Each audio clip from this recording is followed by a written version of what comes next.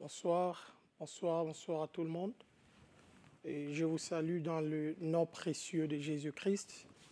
Je suis votre frère, votre ami, votre pasteur, Papé Kimpembe, et j'aimerais que ce soir nous puissions partager une portion de la parole de Dieu. Et avant toute chose, j'aimerais remettre ces moments précieux entre les mains de Dieu. Seigneur, merci pour ce moment précieux que tu nous donnes. Te demandons, Dieu, de nous parler au travers de ta parole. Fais-nous du bien et que le nom de Jésus soit le seul nom qui sera élevé pendant ce moment. Au nom de Jésus, Amen. Merci. Lui partager un petit morceau, une petite portion de l'Évangile qui se trouve dans l'Évangile de Marc. Et c'est l'un de mes meilleurs livres que j'aime beaucoup. Et j'aimerais lire avec vous dans Marc chapitre 5. Et pour raison de temps, je veux juste prendre quelques versets, mais on va essayer de vous donner un peu, je vais essayer de vous donner le contexte dans lequel cette histoire est relatée. Donc, dans Marc chapitre 5, je vais commencer au premier verset, mais je vais sauter. La Bible dit ceci, je lis au nom de Jésus. Ils arrivèrent sur l'autre rive de la mer, dans le pays des Génésarésiens. Sitôt qu'il fut descendu du bateau, un homme sortant des tombeaux et possédé d'un esprit impur vint au-devant de Jésus. Il avait sa demeure dans les tombeaux et personne ne pouvait plus les lier, même avec une chaîne. Car souvent il avait eu les fers aux pieds et avait été lié avec des chaînes, mais il a rompu le chaîne et brisé le fer. Et personne n'avait la force de le maîtriser. Et la Bible continue, je vais sauter et je vais lire le verset 7. La Bible dit au verset 7, non, excusez-moi, le verset 6, la Bible dit, il vit Jésus de loin, cet homme, il vit Jésus de loin, accourut se prosterner devant lui et cria, pourquoi te mêles-tu de mes affaires? Pourquoi te mêles-tu de mes affaires? Vous remarquerez dans ce texte, c'est cet homme qui parle à Jésus. J'ai toujours lu, pendant que je lisais ce texte, je pensais que c'était le démon qui parlait. Mais vous allez remarquer, c'est cet homme qui parle à Jésus. Ce n'est pas encore le démon qui parle, mais c'est cet homme qui parle à Jésus. Et cet homme dit, pourquoi te mêles-tu de mes affaires? Jésus, fils de Dieu, du Très-Haut, je t'en conjure au nom de Dieu, ne me tourmente pas. Ne me tourmente pas. Car Jésus lui dit, sors de cet homme, esprit impur. Vous remarquerez que cet homme, il parle à Jésus. Les démons ne parlent pas à Jésus. C'est lui qui parle à Jésus. Mais à son tour, Jésus ne parle pas à cet homme. Il parle aux démons. C'est intéressant. J'aime ce que Jésus fait. Il a sa manière de faire les choses. Et quand tu lis la Bible, quand tu es un amoureux de la Bible, tu remarqueras sa manière de faire les choses. C'est vraiment extraordinaire, c'est différent. Et c'est vraiment, ça étonne et puis ça fait du bien quand tu lis ce que Jésus fait dans sa vie et ce qu'il a accompli dans son ministère. Jésus, il ne parle pas à cet homme. Cet homme parle à Jésus, mais Jésus ne parle pas à cet homme. Il parle au démon. Jésus dit, sors de cet homme, esprit impur. Et il lui demandait, quel est ton nom? C'est Jésus qui pose la question maintenant à l'homme. Et vous allez remarquer au verset 9, l'homme qui répond, il dit, mon nom, lui répondit-il, c'est Légion. Car nous sommes beaucoup. J'aimerais, avant déjà d'aller en blé, j'aimerais que tu puisses comprendre ces textes parce que je veux vraiment être rapide. J'ai besoin vraiment de finir tout ce que j'ai par rapport à ces textes. Je sais que c'est impossible avec le temps qui nous est imparti, mais j'aimerais vraiment que tu puisses comprendre ici au verset 9. La Bible dit qu'il lui demandait quel est ton nom. C'est Jésus qui pose la question à cet homme. Quel est ton nom? Mais regarde ce que l'homme dit. L'homme lui répondit, il dit, mon nom, c'est cet homme qui parle. C'est lui qui veut répondre à Jésus. Mais après, tu remarqueras, les démons se sont saisis de lui et il dit, mon nom, c'est Légion, car nous sommes beaucoup. Il a commencé à répondre au singulier. Il a commencé à dire mon nom. C'est au singulier qu'il répondait en fait. Il répond, il dit mon nom. Et après, il dit, je suis Légion, car nous sommes nombreux. Il a commencé au singulier et il a fini sa phrase au pluriel. C'est intéressant. Je vous dis, c'est intéressant. Et Jésus parle à l'homme et les esprits ont pris pouvoir sur l'homme. L'homme a commencé à répondre, mais ils ont pris pouvoir et ils ont pris dessus sur cet homme.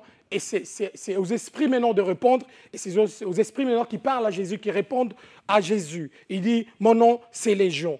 Et la Bible dit, il les suppliait. Remarquez, ce ne sont pas les démons qui supplient Jésus. Pourquoi j'ai fait ça? J'aimerais que tu puisses comprendre ça, parce que alors que je vais commencer à expliquer, on va aller vite, compte tenu du temps, comme je l'ai dit tantôt, on va aller vite. J'aimerais que tu puisses comprendre ça. Parce que très souvent, quand on lisait ce texte, même moi-même, je pensais que c'était toujours le diable qui parlait. Non, il y a les endroits où cet homme parle, et puis il y a des endroits où Jésus, c'est Jésus ce sont les démons qui parlent. Et la Bible dit au verset 10, il le suppliait. C'est le démon, pardon, c'est l'homme qui supplie Jésus. Il le suppliait instamment de ne pas les envoyer. Vous remarquez, c'est l'homme qui supplie Jésus, et il supplie Jésus de ne pas envoyer les démons hors du pays. Donc, en fait, l'homme, il prend la défense des démons. Oh, j'aime ça, j'aime ce texte. Il prend la défense, c'est lui qui défend les démons maintenant. C'est lui qui plaide pour le démon.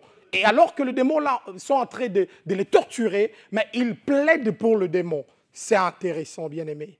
Et la Bible dit, or, il y avait là, près de la montagne, un vaste pourceau, un vaste troupeau de cochons en train de paître.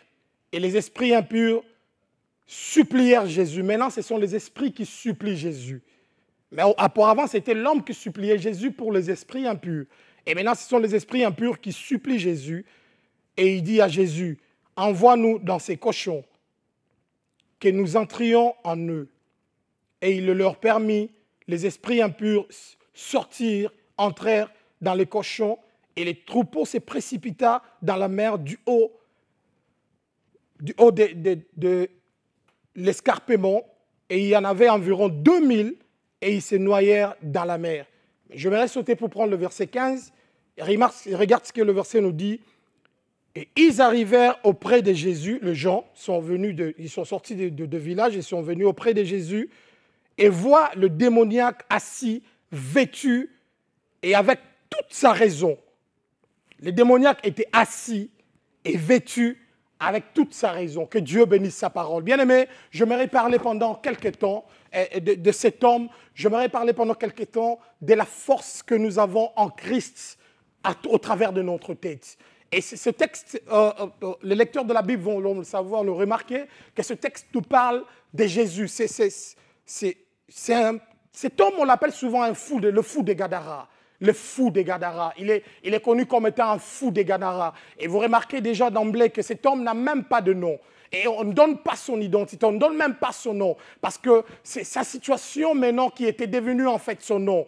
Et malheureusement, vous remarquerez, dans la Bible, il y a beaucoup de gens comme ça, où leur situation engloutit en fait leur identité. Donc, l'identité ne se fait plus remarquer, mais on le reconnaît maintenant à partir de leur situation. Ils sont identifiés à partir de leur situation. Et ce n'est pas ça la raison, ce n'est pas ça la raison pour laquelle le Seigneur nous a créés. Parce que les situations viennent, les circonstances nous envahissent, mais malheureusement, la société ou les hommes avec lesquels nous vivons nous identifient par rapport aux situations, au lieu de nous identifier par rapport à notre identité première, l'identité que Dieu, avec laquelle Dieu nous a donné, Dieu nous a envoyé au monde. Et vous remarquerez que cet homme était la Bible dit, il était dans le cimetière, dans le tombe. Il était dans le tombe. Lui qui était vivant, mais il était dans le tombe. Mais ce qui est intéressant dans ce texte, c'est que j'aimerais vraiment que tu puisses me comprendre ce que je veux parler. Je veux parler plus de ta tête.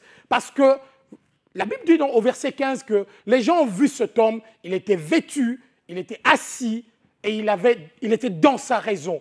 En fait, la raison principale que cet homme, tout ce que cet homme a enduré dans sa vie, c'est tout simplement parce qu'il avait un problème avec la tête. On ne parle pas d'un paralytique qui a un problème avec ses pieds, on ne parle pas ou bien avec ses mains, on ne parle pas d'un aveugle, mais on parle d'un fou, quelqu'un qui a des problèmes avec sa tête.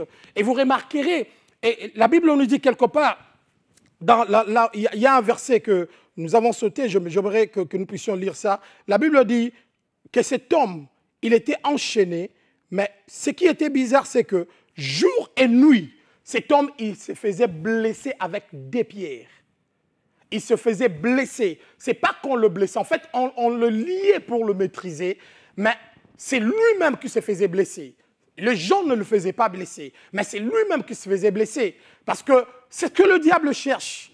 J'ai vu des gens, j'entends des gens parler que le diable attaque mon mariage, le diable attaque ma voiture, le diable attaque mon foyer, le diable attaque mes finances. Mais j'aimerais te dire une chose. En réalité, le diable n'a pas besoin de ton mariage. En réalité, le diable n'attaque pas tes finances. En réalité, il n'a pas besoin vraiment de ton foyer, il n'a pas besoin de ta famille. Ce que le diable attaque, c'est ta tête. Parce qu'il sait s'il a ta tête, ce n'est pas à lui de détruire ton foyer, mais c'est à toi-même de le détruire. Vous remarquerez cet homme, la Bible dit, il avait un problème avec sa tête et il se meurtrissait. Il était en train de se déchirer. Il était en train de se donner de peine. C'est ce que le diable cherche. Il ne cherche pas ton mariage. Il ne cherche même pas ta voiture. En fait, il veut attaquer ta tête parce que s'il attaque ta tête, toi-même, tu vas attaquer, tu vas détruire tout ce qui est tout autour de toi. Ce n'est pas au diable de faire ça. Lui, ce qu'il cherche, c'est ta tête. C'est pourquoi l'apôtre Paul dit dans 2 Corinthiens chapitre 10, verset 3, que nous combattons bien que nous marchons dans la chair, mais nous ne combattons pas selon la chair, mais nous combattons avec les forteresses pour renverser les raisonnements et pour amener toute pensée captive à l'obéissance de Dieu. Le combat n'est pas dans toutes ces choses que nous voyons. Le combat n'est même pas dans nos voitures. Le combat n'est même pas dans notre foyer. Le combat n'est même pas dans ton prochain. Le combat n'est même pas qui ne viennent même pas de ton mari ou de ta femme. Ne vient même pas de tes enfants. Le combat ne vient même pas de toutes ces personnes que tu vois. Le diable veut attaquer ta tête. Il veut attaquer tes pensées. Parce que dès qu'il a tes pensées, il sait que toi-même, tu vas détruire tout ce qui t'entoure. Ce n'est pas à lui de le faire. Ce n'est pas à lui de le faire. Vous remarquerez, il y a eu un grand prophète dans la Bible. Et ce n'est pas les gens qui ont parlé de lui qu'il était grand. En fait, c'est Jésus qui a parlé de lui qu'il était grand. Il s'agit de Jean-Baptiste. Jean-Baptiste, alors que Jésus a parlé de lui qu'il était un grand, il n'y a pas d'un plus grand que Jean-Baptiste. Mais vous savez, bien aimé, il y a une chose que le diable cherchait en Jean-Baptiste. Il cherchait sa tête. Le diable cherchait sa tête. Et alors que Jean-Baptiste était en prison, lui qui a présenté Jésus de loin, parce qu'il était déjà baptisé dans le sein de sa mère, et lui qui a vu de Jésus de loin, il a compris et il a présenté Jésus. Il dit, voici l'agneau de Dieu qui ôte le péché du monde. Il était encore inconscient dans le sein de sa mère, déjà baptisé. Mais remarquez ce que le diable cherche. Le diable cherchait sa tête.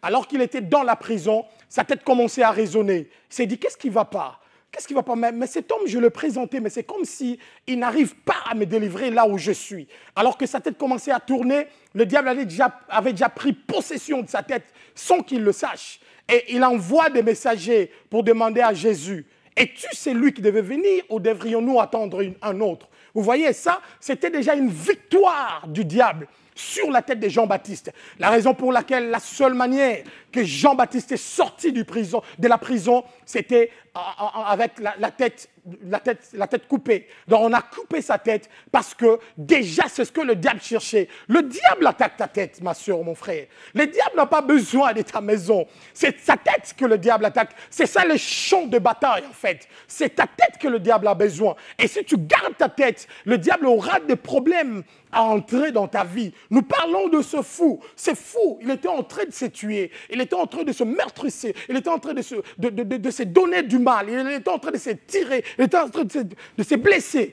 Tout simplement parce qu'il avait un problème avec sa tête. Remarquez, le problème avec sa tête a entraîné le problème avec son corps, a entraîné le problème avec son habit. Il avait des problèmes maintenant pour porter les habits. Il avait des problèmes maintenant parce qu'il avait des sons partout. Et il a eu même des problèmes pour habiter avec les vivants. Regarde là où il habite. Il habite avec les morts. Je ne sais pas ce qui t'arrive, mais moi je vais te